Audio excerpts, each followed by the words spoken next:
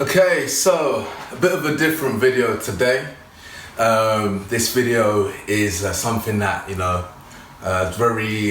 an interesting topic for me personally, and it's something that I doubt anyone's really talking about on the internet, or especially a way that I'm going to talk about it. So, advice for men with big asses, with big butts, with big glutes.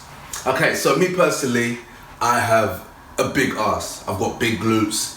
If I was a woman, it would be stress. You know what I'm saying? I would walk down the street and it would be a madness, depending on what I was wearing. It's a bit weird for me to even think of it like this way, but it's the truth.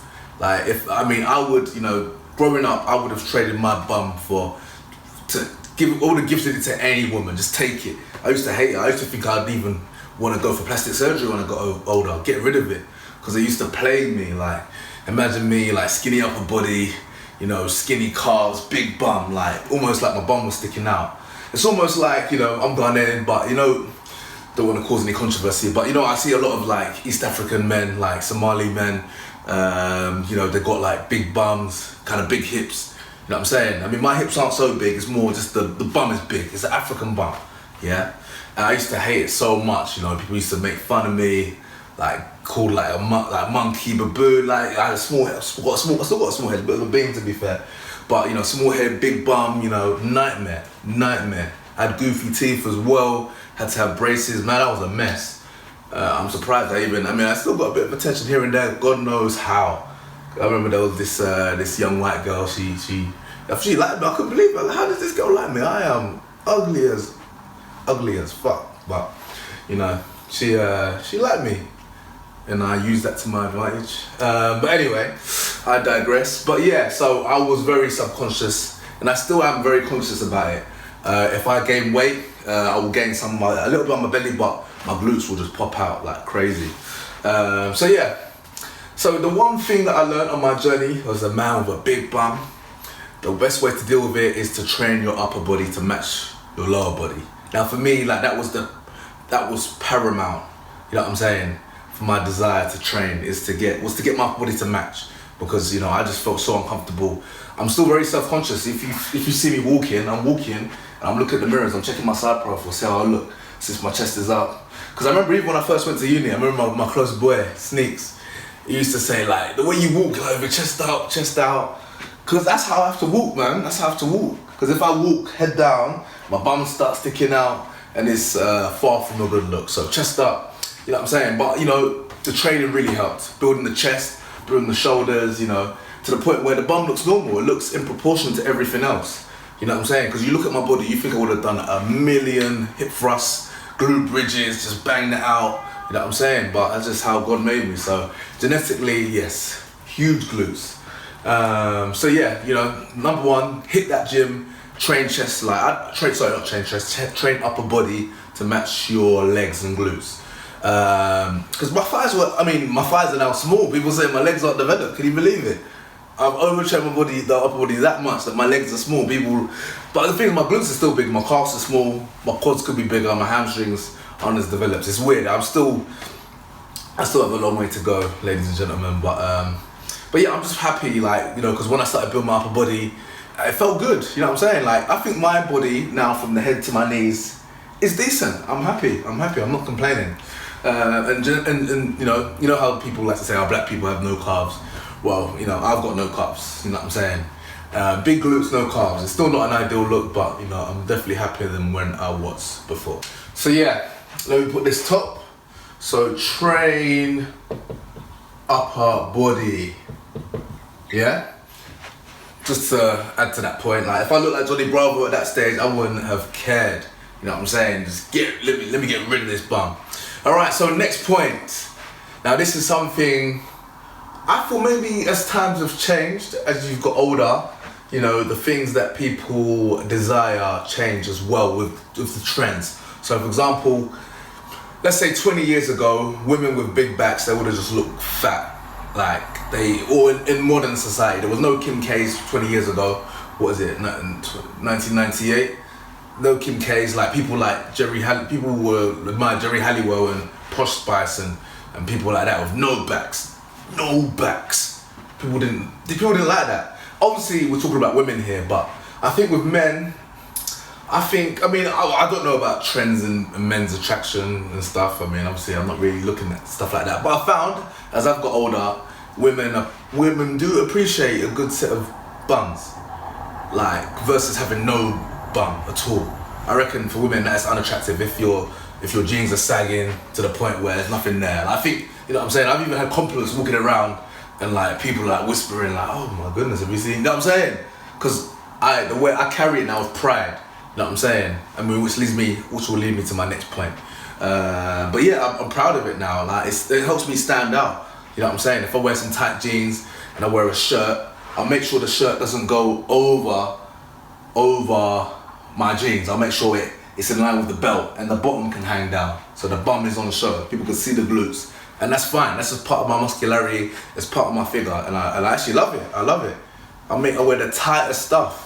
So yeah, let me add those points down. So, women like big glutes. A woman's never openly come up to me and, you know, or maybe they have. But obviously, you know, they admire the whole physique. You know, they're gonna look at the chest and shoulder. They admire everything. You know what I'm saying? Since I started training. But women do like big glutes. Also, attire. So you wanna wear tight clothes. I used to get mocked for wearing tight clothes. When skinny jeans first came in fashion, I think I was working at Topshop at the time. I was working in the stock room because they put the ugly straight men in the stock room and they put the pretty guys and the gay guys and the girls on the shop floor. So I was in the dungeons. But, you know, working there, I really got to appreciate fashion. And I was working at the time where skinny jeans were starting to come into fashion. So we're talking about 2010, 2011, like colourful stuff. And I remember I used to struggle wearing baggy jeans. It didn't look good on me at all because, you know, my bum would be sticking out and then the jeans would be sticking out. It was a mess. So, you know, I started wearing the tightest of jeans and I loved it. But people used to laugh like, oh, that's gay, man. You're wearing skinny jeans, that's gay, man. You can't even say that these days. If you get caught calling someone gay for wearing skinny jeans, you probably go viral and demonized. But back then, obviously, people throw that around. They probably still do. But now skinny jeans is the lick. And I'm so happy for that. Thank you, society, for making skinny jeans the lick because, man, it's changed my life. Like, the way I was struggling wearing baggy clothes, my swag was a mess. Baggy t-shirt, baggy jeans, just looking off. But yeah, the tight jeans came in and I started winning. So thank you, society. Thank you. So yeah, you wanna wear tight clothes as well. Make sure it's fitted, hella fitted. Fitted top, fitted jeans, like let it all hang out. You know what I'm saying? It's what you need to do. And you'll look much better for it. Obviously, when you start training, that's going to be important. That's going to help you pull off this look. But this is, I reckon this is probably the most important one. Wear tight clothes.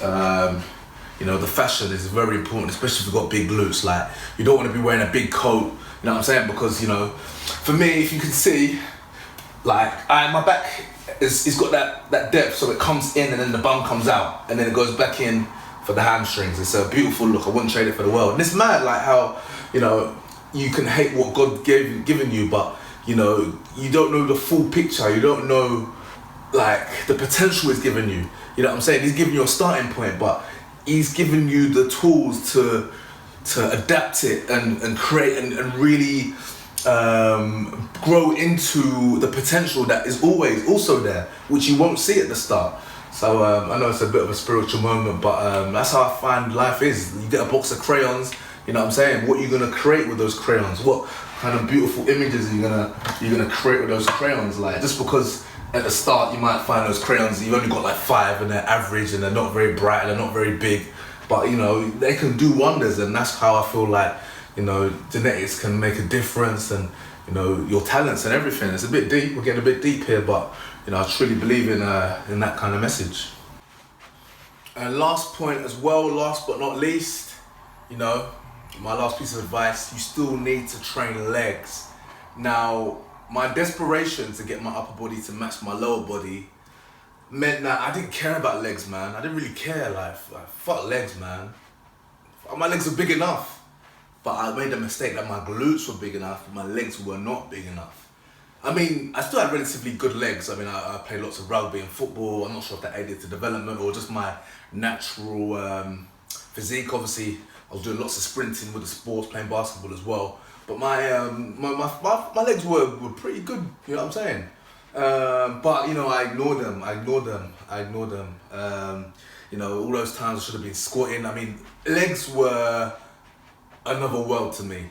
Doing leg squats and leg press. I probably didn't do that properly for my whole time at university. Maybe a little bit, at least for the first 2 years of my beginning of training. I didn't probably rarely did legs, rarely, and you know I definitely paid the price, especially second year university. So my second year of training in my uni house. So there was 5 of us basically in the house, and we all put money together to get a little bench. You could buy from Argos, and we had like a little bench press. So we do chest press, a lot of chest pressing.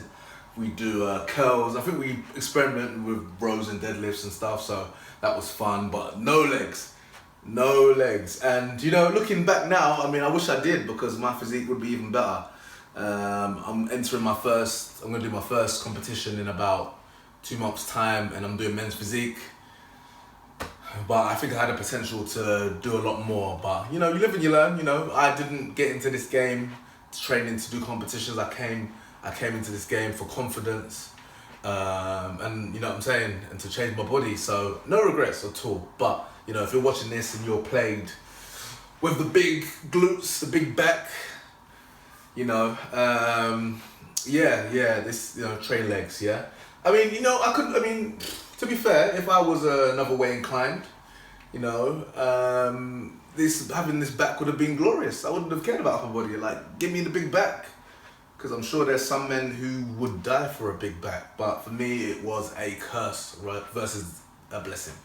So, if you have the same ailment of having a big back as I have experienced, let me know in the comments. If you're brave enough to comment.